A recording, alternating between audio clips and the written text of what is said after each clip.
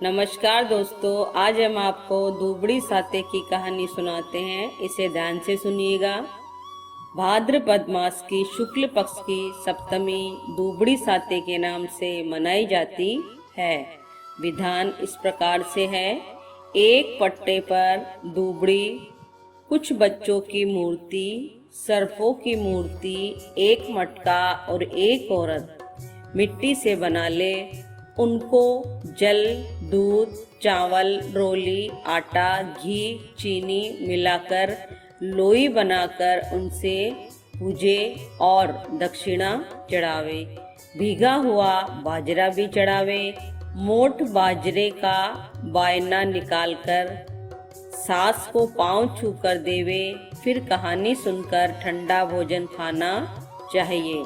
यदि किसी की पुत्री का विवाह उसी वर्ष हुआ हो तो उसका भी उजमन कराना चाहिए। उजमन में मोट बाजरे की 13 कुंडी करके उसके ऊपर एक साड़ी ब्लाउज रखकर तथा 1 रुपया रखकर सासू जी के पैर छूकर दे देवे। कथा इस प्रकार से है। एक साहूकार के 7 बेटे थे। जब वह अपने बेटे की शादी करता तो बेटा मर जाता। इस प्रकार उसके 7 में से 6 बेटे मृत्यु को प्राप्त हो चुके थे। एक दिन छोटे बेटे के विवाह की बात चली। शादी पक्की हो गई। इस लड़के की बुआ शादी में शामिल होने के लिए आ रही थी। रास्ते में उसे एक बुढ़िया मिली। बुढ़िया ने उससे पूछा, तुम कहाँ जा रही हो? तो बुआ ने बताया कि मैं अपने भतीजे के विवाह में जा रही हूँ, परंतु मेरे 6 भतीजे विवाह होते ही मर गए। यह 7वां है। यह सुनकर बुढ़िया बोली, वह तो घर से निकलते ही मर जाएगा। अगर बच गया तो रास्ते में एक पेड़ के नीचे दबकर मर जाएगा। अगर वहां से बच गया तो ससुराल में दरवाजा गिरने से दबकर मर जाएगा। अगर वहां से बच गया तो 7वें भांवर पर सर्प के काटने से मर जाएगा। यह सुनकर बुआ बोली, माँ, बचने का कोई उपाय है? तब बुढ़िया बोली, है तो सही, परंतु कठिन है। सुन, तुम लड़के को पीछे के रास्ते से निकालना। पेड़ के नीचे लड़के को मत बैठने देना। ससुराल में भी पीछे के दरवाजे से लेकर जाना। भावरों के समय कच्चे करवे में कच्चा दूध और गरम लकड़ी लेकर बैठ जाना। जब भावर पड़े तो उसे डसने के लिए सांप आएगा तो सर्प के गले को गर्म लकड़ी से दाग देना।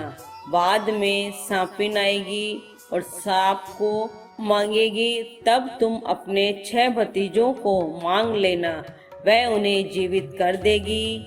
इस बात को किसी को बताना नहीं तो तुम और वह सुनने वाला दोनों मर जाओगे। लड़का भी मर जाएगा। बुआ घर आ गई। जब बारात जाने लगी तो बुआ अपने भतीजे को पीछे के दरवाजे से निकालकर ले गई तो घर का मुख्य दरवाजा गिर गया। बारात के समय बुआ भी जाने की जिद करने लगी। सबने मना कर दिया, परंतु वह नहीं मानी। रास्ते में बारात एक पेड़ के नीचे रुकने लगी तो बुआ ने अपने भतीजे को धूप में ही बैठाया। दूल्हा के बैठते ही पेड़ गिर गया। सब बाराती बुआ की प्रशंसा करने लगे।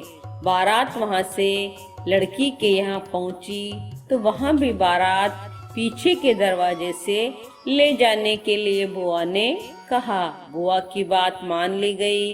पीछे के दरवाजे से जैसे ही वह अंदर घुसा तो वह घर का मुख्य दरवाजा गिर गया। जब भावरें पड़ने लगी तो बुआ ने एक कच्चे करवे में कच्चा दूध मंगवाया और भट्टी में से एक गरम लकड़ी मंगवाकर अपने पास रख ली। जब 7वीं भांवर पड़ने लगी तो सर्प आया। बुआ ने दूध से भरा करवा सर्प के आगे कर दिया। जब सर्प दूध पीने लगा तो बुआ ने सर्प के गले को जलती लकड़ी से दाग दिया। बाद में सांपिन आकर अपने सर्प को मांगने लगी तो बुआ ने कहा, पहले मेरे 6 भतीजों को लाओ, तब तुम्हें सांप मिलेगा। सांपिन ने उसके 6 भतीजे जीवित कर दिए और सांप को लेकर चली गई। यह देखकर सब बाराती बुआ की प्रशंसा करने लगे। बारात के घर वापस आने पर बुआ ने सप्तमी के दिन दुबड़ी की पूजा की। इस कारण इसको दुबड़ी साते कहते हैं। दुबड़ी मैया, जैसे तूने बुआ के 7 भतीजे दिए वैसे सबकी रक्षा करना। आपको ये कहानी कैसी लगी इसे लाइक कीजिए, सब्सक्राइब कीजिए और बने रहिए चैनल के साथ। जय जय श्री राधे।